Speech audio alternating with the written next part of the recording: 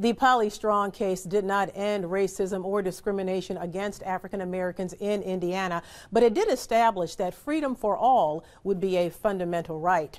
Fighting for that freedom put many people's lives on the line, regardless of race. When America entered into World War II, racial lines were still clearly divided, but that didn't stop African Americans from making major contributions to the war.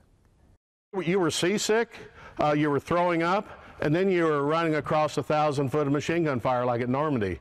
So the reputation of the boat was fine, but you knew where it was taking you.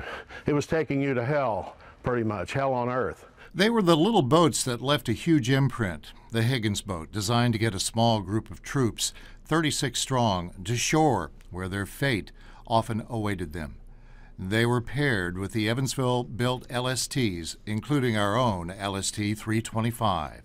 We had 2 davits on our vessel, 2 Higgins boats, but there were those who had 4 and even 6.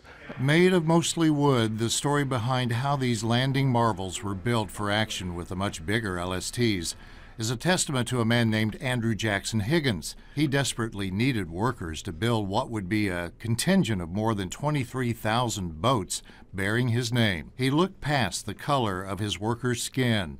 African Americans made up a significant regiment of the labor force. The same was true in Evansville's war machine effort. You had the women and you had the black people. Anybody that could pitched in, got jobs, and as far as I know, they were all paid, the same wage. Higgins was the first company, the first enterprise in New Orleans to fully integrate too. The clock was ticking. Time was so precious. The Higgins boats could get closer to shore during key invasions, including Normandy and Sicily. Waiting for them were the German forces with their guns and cannons standing by to fire. For the troops who were on board these vessels made from mahogany and other woods, death was a distinct possibility. And if you're in the first wave, you knew you were, if you're at Omaha Beach, you're toast, really. You're probably not coming back.